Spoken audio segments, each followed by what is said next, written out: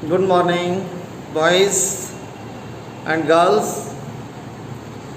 पिछले वीडियोज़ में हमने जो पिछले लेक्चर्स थे हमारे, उसमें हमने प्रेजेंट इंडेफिनिट और प्रेजेंट कंटिन्यूस टेंस को डिस्कस किया। उस पर चर्चा की प्रेजेंट कंटिन्यूस टेंस क्या होता है, उसकी एक्सरसाइज भी दी थी हमने। उसके सब्सक्रिप्शन डिस्क्रिप्शन जो बॉक्स होता है, जो तीर का निशान होता है, उस पर जब आप अंगूठे से टिक करेंगे हल्का सा आपके सीधे हाथ की तरफ, तो नीचे एक्सरसाइज खुल के आ जाती है। अब फिर उसमें कोई प्रॉब्लम्स आती है, कोई चीज़ समझ में नहीं आती हैं, तो आप हमारे उस पर कमेंट करके हमें भेज भी सकते हैं। लेकिन आज आशा है कि आपने वो एक्सरसाइज की होगी और उसमें समझ में आया होगा। आज इस वीडियो में, इस लेक्चर में हम आज प्रेजेंट परफेक्ट टेंस की बात करेंगे। सबसे बड़ी बात है, किसी भी टेंस को जब हम पढ़ते हैं तो सेंटेंस को देख करके हम ये बात समझ जाएं कि इसमें टेंस कौन सा है। आज हम बात करेंगे प्रेजेंट परफेक्ट टेंस की। सबसे पहली बात हम ये सीखेंगे प्रेजेंट परफेक्ट टेंस का मतलब क्या है। प्रेजेंट परफेक्ट का मतलब परफेक्ट। परफेक्ट किसे कहते हैं? जो काम पूरा हो गया, जो परफेक्ट हो गया, उसे हम परफेक्ट टेंस बोलते हैं। लेकिन फिर भी थोड़ी सी दिक्कत होती है, ध्यान रखेंगे। परफेक्ट टेंस में पास्ट के समय का वर्णन नहीं होता। कभी कभी लोग हिंदी में जो हिंदी वाक्य होते हैं उसमें ऐसे बोल दिया, मैंने कल खाना खाया है, मैं सुबह स्कूल आया हूँ। ये वाक्य गलत है और ये प्रेजेंट परफेक्ट टेंस नहीं है। वाक्य के अंत में आया है, गया है, आया है, लेकिन प्रेजेंट परफेक्ट टेंस नहीं है। वैसे सामान्य रूप से जो पहचान है प्रेजेंट परफेक्ट टेंस की, वो है ऐसे जो वाक्य होते हैं, हमने भी पढ़ा है, आपने भी पढ़ा है, कि जो इस टेंस के जो वाक्य होते हैं, उस टेंस के अंत में वाक्य में जो क्रिया होती है, उस क्रिया के साथ वाक्य आते हैं। गया है, लिया है, क्या दिया है, ली है, दी है, इस तरह के वाक्य आते हैं। ली है ना, मैंने पुस्तक पढ़ ली है, मैंने तुम्हें एक पुस्तक दी है। इन सब में प्रेजेंट परफेक्ट टेंस है। लेकिन ध्यान रखेंगे, प्रेजेंट परफेक्ट टेंस में बीते हुए एक्शन का वर्णन नहीं होता, लेकिन ये एक्शन कंप्लीट होता है। पास्ट एक्शन और प्रेजेंट एक्शन, इसमें क्या डिफरेंस आ जाता है, ध्यान रखेंगे। क्योंकि जो प्रेजेंट टेंस है, इस प्रेजेंट टेंस में पास्ट टाइम का यूज नहीं होता। अगर हम इसमें कहीं कल का यूज कर रहे हैं, कल हिंदी में, या फिर हिंदी बात को छोड़िए, अगर कहीं किसी सेंटेंस में यस्टरडे का यूज हो रहा है, अगर कहीं बिफोर का यूज हो रहा है किसी सेंटेंस में, तो फिर वो प्रेजेंट परफेक्ट टेंस में नहीं बनाना चाहिए। जैसे अगर हम कहते हैं मैंने कल खाना खाया था, या मैंने कल एक पुस्तक खरीदी है, मैंने कल एक पुस्तक खरीदी है।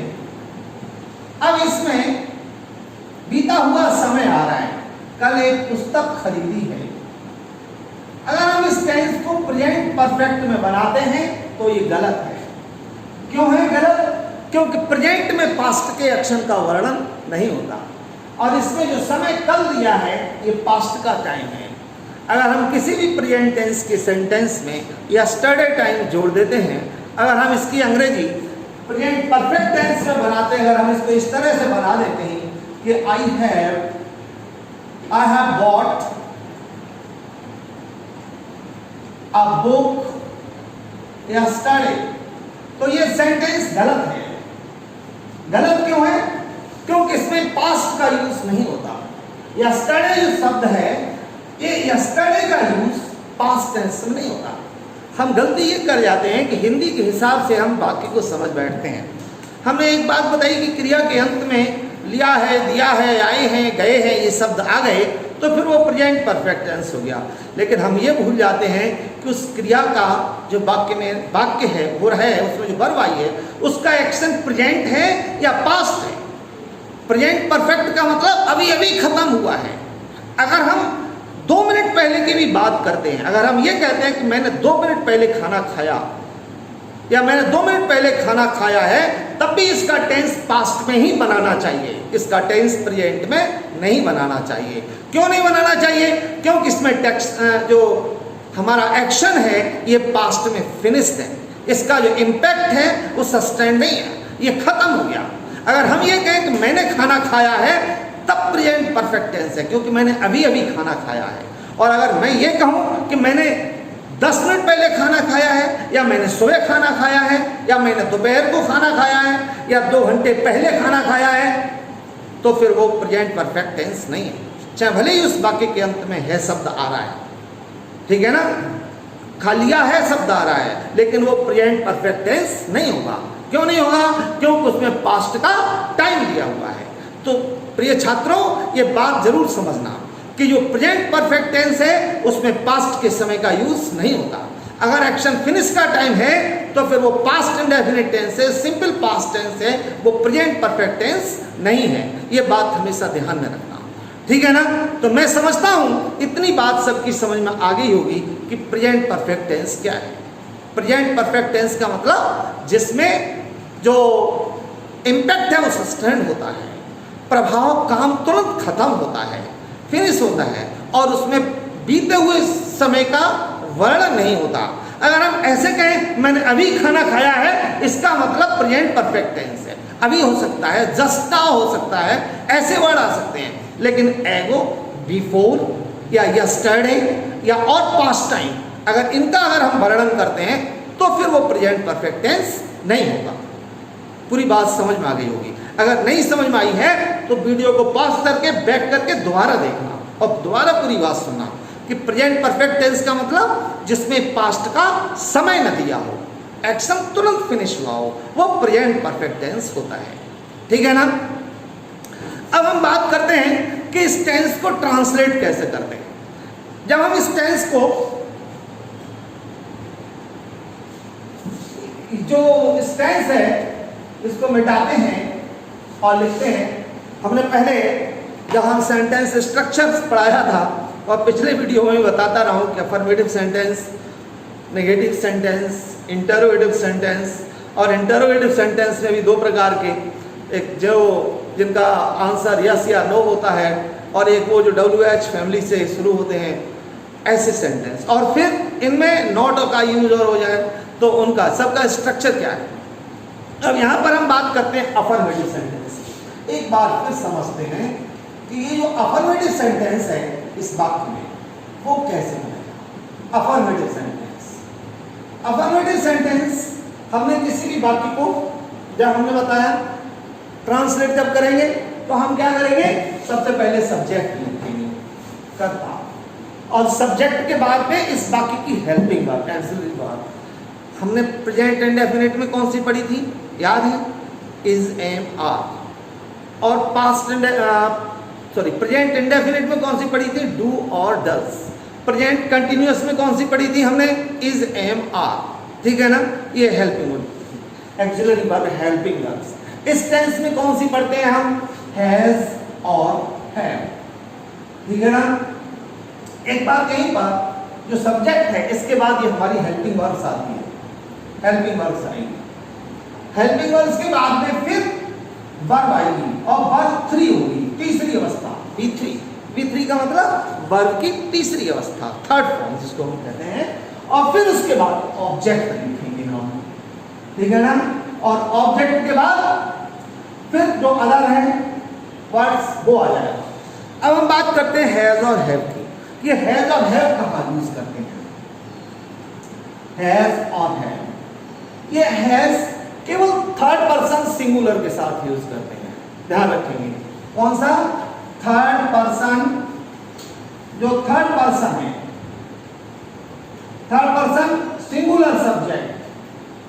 थर्ड पर्सन सिंगुलर कौन सा होता है, थर्ड पर्सन सिंगुलर का मतलब ही, सी, इट, ठीक है ना, या किसी का नाम आ जाए, जैसे मोहित, राम, श्याम, किसी लड़की का नाम, या हम कहें मदर, फादर, बॉय, ये सब थर्ड पर्सन सिंगुलर है, एक वचन है, तो इनके साथ हैज का यूज होगा।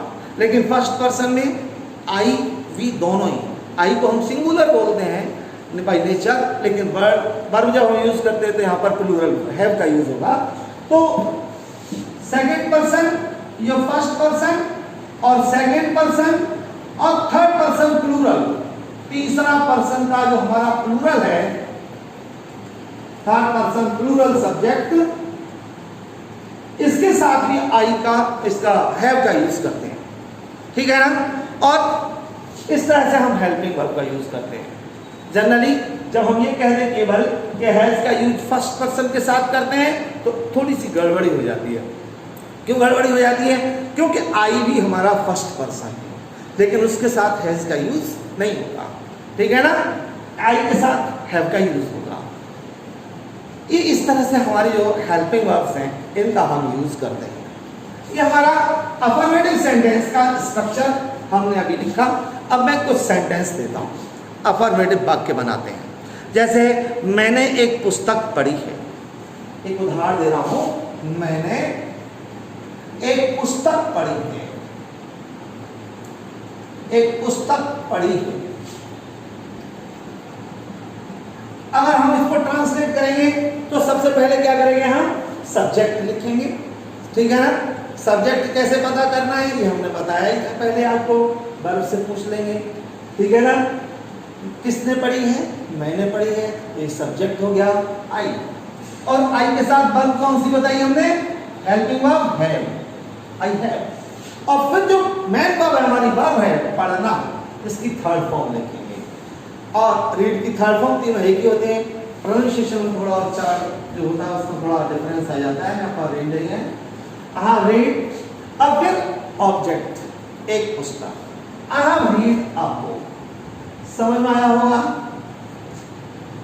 एक और उदाहरण देता हूं, मैंने खाना खा लिया है, मैंने खाना खा लिया है। अब जब हम इस सेंटेंस को बनाएंगे तो क्या बनाएंगे हम? इसको वैसे I have eaten the food, lunch कुछ भी कर सकते हैं, दोपहर का खाना है तो I have eaten the lunch. Okay, समझ में आ रहा है। हमने एक और दो वर्ब बताई थी, गेट और मेक, ठीक है ना, एक गेट और एक मेक। दो बार यूज और हो जाती है किसी वाक्य में। जब हम इनका यूज करेंगे तो कैसे करेंगे, यहाँ पर मैं नीचे लिखता हूँ, थोड़ा सा ध्यान देंगे। हमने अभी क्या बताया था, जो सब्जेक्ट लिखते हैं और फिर सब्जेक्ट के बाद हैज या हैव का यूज करेंगे, हैज और हैव का यूज। फिर इसके बाद क्या करेंगे, इसके बाद दो वर्ब बताए, मेक और गेट। मेक का यूज कब बताया? जब सब्जेक्ट कोई काम किसी लिविंग सब्जेक्ट से करवाता है, और जिस किसी से करवाता है, और जब करवाता है किसी से काम और उस वाक्य में करने वाला और करवाने वाला जब दोनों ही वाक्य में उपस्थित हैं तो हम मेक का यूज करते हैं, गेट का यूज नहीं करते, ठीक है ना। जैसे तो फिर हम क्या करेंगे, यहाँ पर मेक का यूज करेंगे, और मेक के बाद जो हमारा ऑब्जेक्ट होगा लिविंग, जिससे हम काम करवाते हैं, वो आ जाएगा ऑब्जेक्ट फिर यहाँ पर, और फिर इसके बाद वर्ब की वन फर्स्ट फॉर्म, ऐसे यूज कर देंगे। लेकिन जब हमारा काम करने वाला है, करने वाला नहीं है और करवाने वाला है, तो फिर हम वर्ब गेट का यूज करते हैं, यहाँ पर है के बाद, और गेट की थर्ड फॉर्म यूज करेंगे। जैसे यहाँ पर मेक की थर्ड फॉर्म जब यूज करेंगे तो मेड होगी, ठीक है ना, और यहाँ पर जब गेट की थर्ड फॉर्म यूज करेंगे तो गॉट होगी। और फिर इसके बाद जब हम लिखेंगे तो क्या लिखेंगे, यहाँ ऑब्जेक्ट नहीं होगा, जो चीज हम कराएंगे सही वो चीज होगी, तो हम उसको यहाँ लिख सकते हैं, ठीक है ना, जो ऑब्जेक्ट हो जाएगा। दूसरा नॉन लिविंग, और फिर यहाँ पर B3 आएगी, डॉट के बाद B3 आती है, ठीक है ना। गेट वर्ब के बाद वर्ब की थर्ड फॉर्म आएगी, मेक के बाद वर्ब की फर्स्ट फॉर्म आएगी, इस बात को हमेशा ध्यान रखना। अब मैं फिर एक उदाहरण देता हूँ आपको, ठीक है ना, इसको मिटाते हुए थोड़ा ध्यान से समझेंगे। जैसे मैंने अपनी साइकिल सही कराई है, ठीक है ना, इसको मिटाते हैं।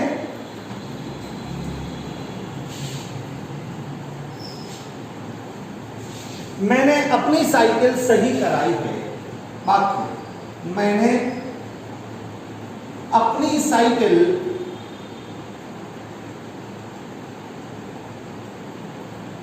सही कराई है।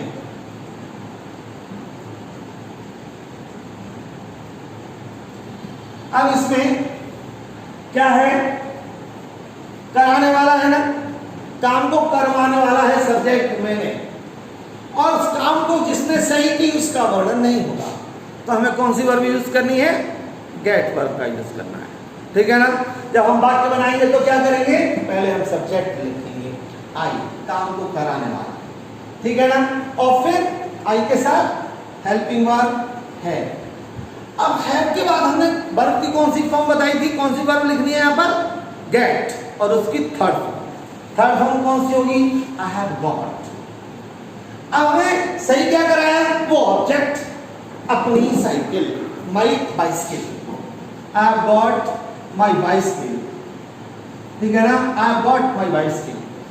अब यहां पर सही कराना एक क्रिया बच गई, ये लास्ट में हमने क्या बताया था, B3 लिखेंगे, तो यहां पर इसकी रिपेयर, इसकी हमें थर्ड फॉर्म लिखनी पड़ेगी, रिपेयर, ठीक है ना। जैसे हम कहें मैंने अपने मकान की पुताई करवाई है, कैसे बोलेंगे, I have got my house white washed, ठीक है ना। मैंने अपनी पुस्तक सिलवाई है, I have got my book sued. इस तरह से हम सेंटेंस को बनाएंगे। लेकिन अगर यहाँ पर सजीव कर्म आ रहा है, ठीक है ना, तो फिर गॉट का यूज नहीं करेंगे, फिर हम मेक का यूज करेंगे। जैसे हम कहें मयंक ने गरीबों को खाना खिलवाया है, मयंक ने,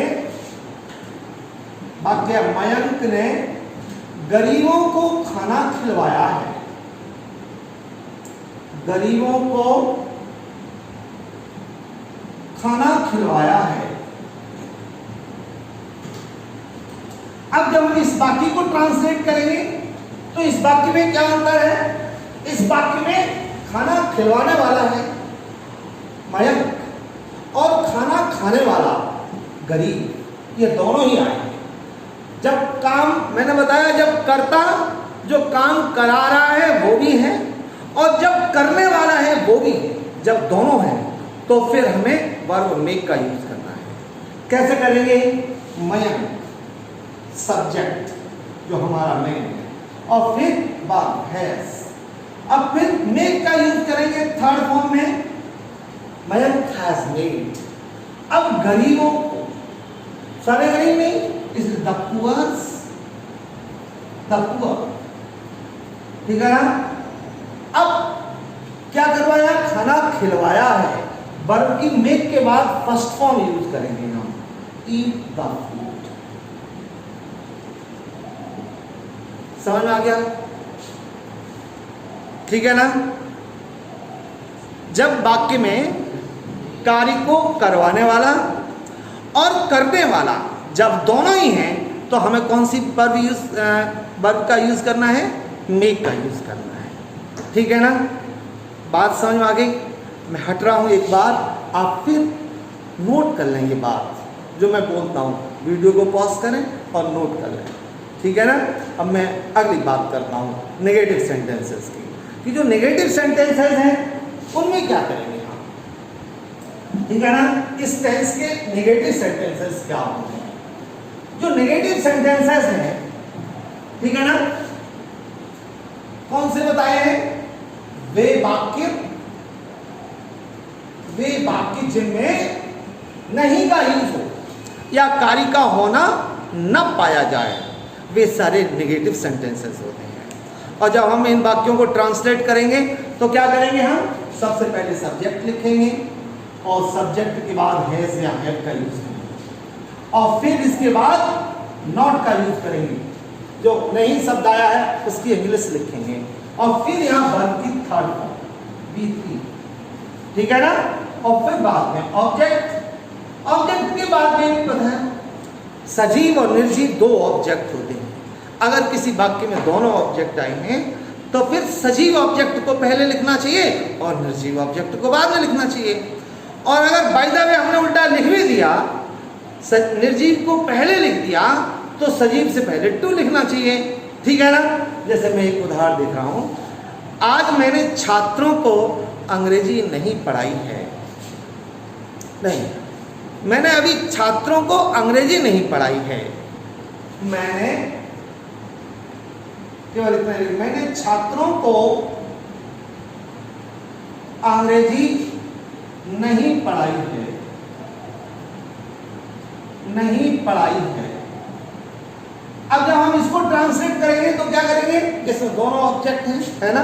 कौन कौन से, अंग्रेजी और छात्र।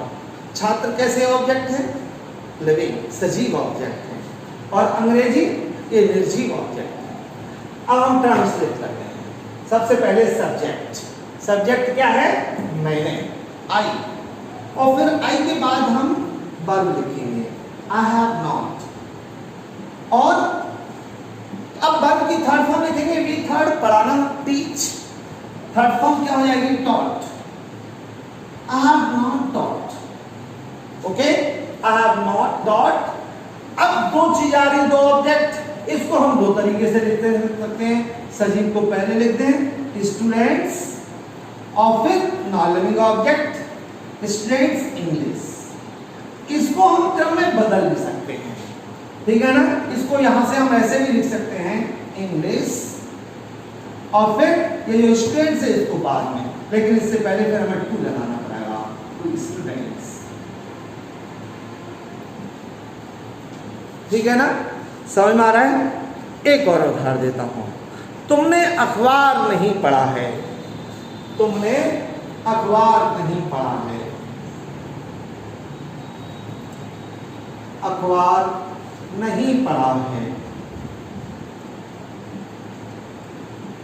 और जब हम इसको ट्रांसलेट करेंगे तो क्या करेंगे, यू, तुमने क्या करेंगे, यू, और फिर have, you have not read the newspaper,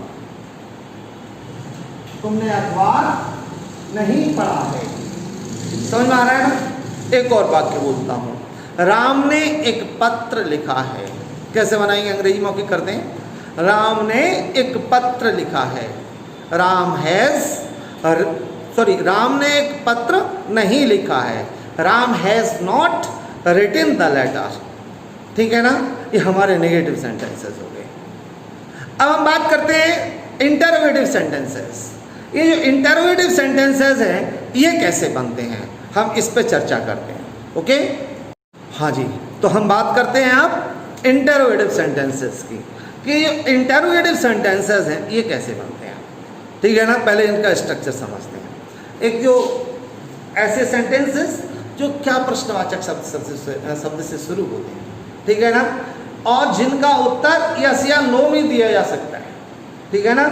ऐसे सेंटेंसेस, इनका जो स्ट्रक्चर है हमारा वाक्य को बनाने का, वो क्या है, वो लिखते हैं। सबसे पहले हमें क्या लिखनी है, फिर हैज या है, ये जो हेल्पिंग वर्ब है इसको पहले लिखेंगे, ठीक है ना। और फिर सब्जेक्ट लिखेंगे, सब्जेक्ट के बाद वर्ब की थर्ड फॉर्म P3, और फिर ऑब्जेक्ट। अगर मान लीजिए और लास्ट में क्वेश्चन मार्क, ये ना भूलें, ठीक है ना। अगर ये नेगेटिव है, इसमें नहीं का यूज हुआ है, तो क्या करेंगे, तो फिर केवल एक पूरा स्ट्रक्चर वैसे ही हैज या है, और फिर सब्जेक्ट लिखा, और सब्जेक्ट के बाद फिर हम नॉट का यूज करेंगे, और नॉट के बाद जब हम लिखेंगे तो फिर B3 लिखेंगे, तीसरी अवस्था, और फिर ऑब्जेक्ट, ठीक है ना। अब मैं दो उदाहरण देता हूँ और फिर ये बात खत्म करते हैं, आगे को बढ़ते हैं। जैसे, क्या आपने खाना खा लिया है, क्या आपने खाना खा लिया है, खाना खा लिया है।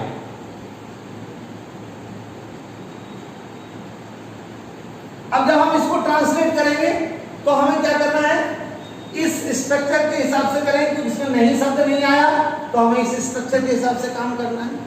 और जब हम क्या करेंगे, फिर सबसे पहले हेल्पिंग वर्ब, सब्जेक्ट क्या है आपने, यू, तो इसके according to subject we use the helping verb. तो यहाँ क्या करेंगे हम, है, और फिर यू, हैव यू। अब फिर वर्ब की third form, have you eaten, ठीक है ना, और फिर खाना, have you eaten the lunch. खाना को केवल खाना नहीं होता, मील फूड कहना ठीक नहीं लगता, लंच, डिनर या सपर जो भी है, ठीक है ना। और बाद में क्वेश्चन मार्क, हमने ये फुल स्टॉप लगाया वो गलत है, क्वेश्चन मार्क, ठीक है ना। क्या हो जाएगा, have you eaten the lunch. अगर ये निगेटिव हो जाए तो क्या करेंगे, जैसे यही वाक्य अगर निगेटिव होता, या दूसरा वाक्य लिखते हैं, क्या तुमने प्रश्न हल नहीं किया है, क्या तुमने प्रश्न हल नहीं किया है, तो कैसे बनाएंगे, क्या तुमने प्रश्न हल नहीं किया है। और जब हम इसको ट्रांसलेट करेंगे तो क्या करेंगे, वही क्या यस नो क्वेश्चन है, तो फिर हैव यू लिखेंगे, हैव यू नॉट। अब इस सब्जेक्ट के बाद हमें नॉट लिखना है, have you not solve, third form verb, solve the question,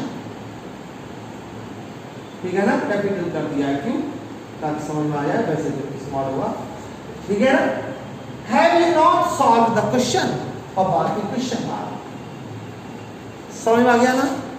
अब हम वो वाक्य बनाते हैं जिनमें प्रश्नवाचक शब्द बीच में आता है, ठीक है ना। जब प्रश्नवाचक शब्द किसी भी सेंटेंस में बीच में आ जाता है, या इनके अलावा कोई और होता है जिनका उत्तर यस या नो में नहीं दिया जा सकता, तो फिर हम क्या करते हैं, पहले भी आ सकता है लेकिन उसका उत्तर यस नो नहीं होता, ठीक है ना। जैसे हमने बताया ना, कितने विद्यार्थी खेल रहे हैं, प्रश्नवाचक शब्द पहले आ रहा है, ठीक है ना, लेकिन लिखा जाएगा, छोड़ा नहीं जाएगा। या हम कहें कौन तुम्हें पढ़ा रहा, कौन यहाँ आया है, तो प्रश्नवाचक शब्द छोड़ा नहीं जाएगा, लिखा जाएगा।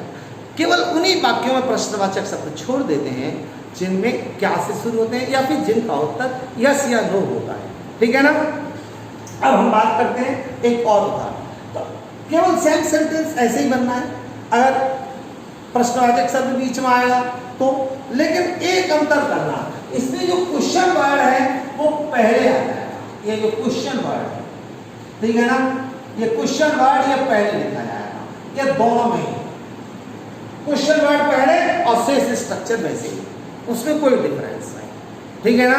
जैसे उदाहरण देता हूं, छात्र आगरा क्यों गए हैं, ठीक है ना, छात्र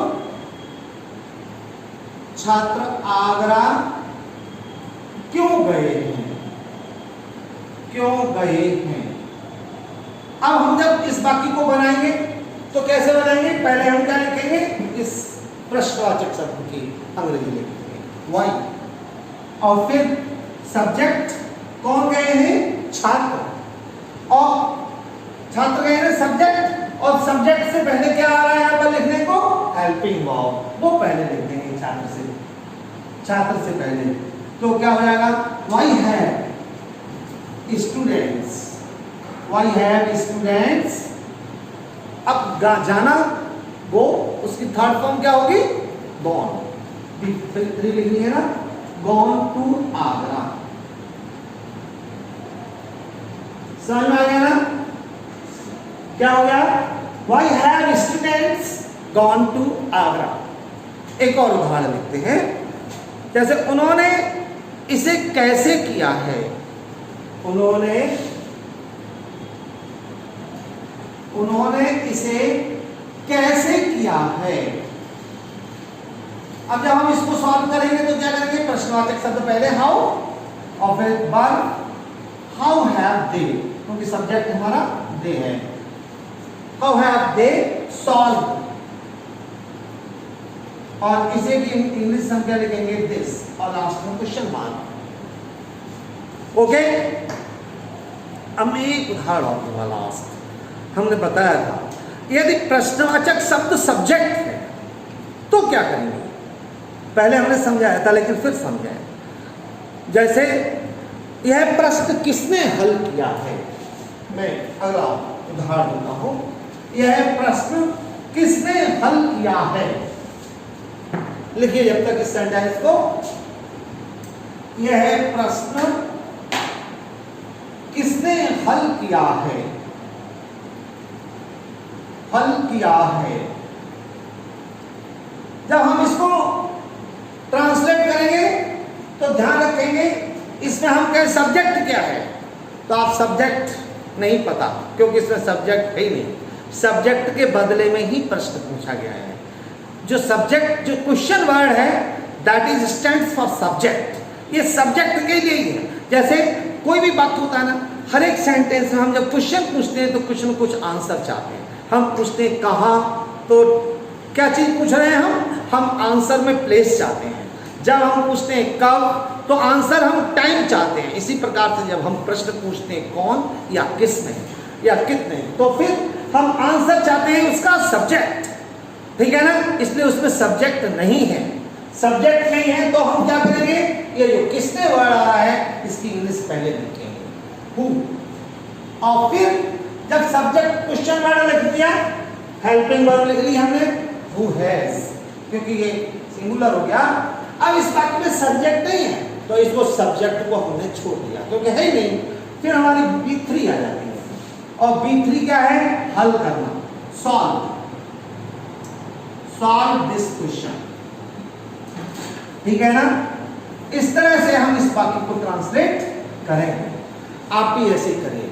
अगर कोई दिक्कत होती है तो आप फिर हमें बताइए, और एक्सरसाइज जरूर करना। Practice makes man perfect. Video पूरा देखना, किसी आपका मित्र जो है नहीं समझ में आता तो उसे भी शेयर करना, खुद पढ़ें और सबको पढ़ाएं। धन्यवाद।